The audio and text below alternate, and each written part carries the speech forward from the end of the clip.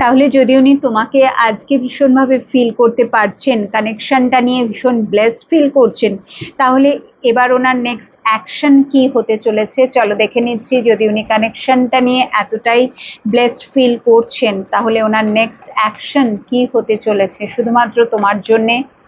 এই কানেকশনটাকে নিয়ে যদি উনি ব্লেসড ফিল করছেন, justice, this is so good না, জাস্টিসের কার্ড প্রথমেই চলে এসছে।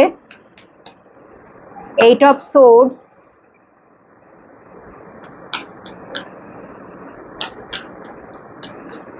ওনার নেক্সট অ্যাকশন কি হতে চলেছে। Ten of swords, wow, very good.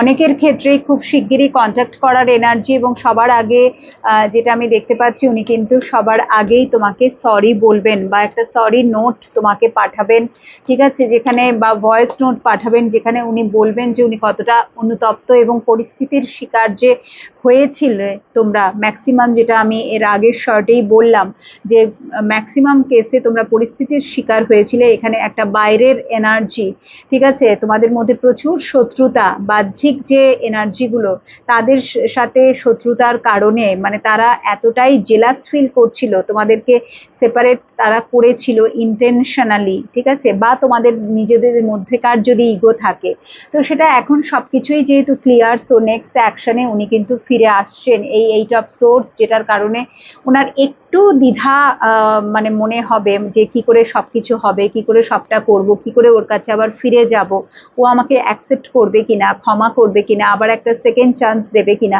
তো এই সব নিয়ে কিছুটা উনি অবশ্যই ভাববেন, যার জন্য উনি সময় নেবেন কিছুদিন, বাট তারপরে ultimately he or she will come back, ঠিক আছে। সো একটা রিগ্রেট ফিল করার এনার্জি, ফরগিভনেসের এনার্জি, এবং যে জাস্টিসটা আলটিমেটলি তোমার প্রাপ্য, যেটা তুমি ডিজার্ভ করো, সেটাই কিন্তু উনি তোমাকে নেক্সট অ্যাকশনে সেটাই দেবেন। এবং দিস ইজ টোটালি জাস্টিস মানেই হচ্ছে ফুল রিলেশনশিপে ব্যালেন্স আসছে, ঠিক আছে। সো অ্যাকশনটা কিন্তু ওনার তরফ থেকেই আসবে, তোমাকে কিচ্ছু করতে হবে না, you just wait and watch, because finally কিন্তু রিউনিয়ন হতে চলেছে, ওনার দিক থেকেই সবটাই হবে।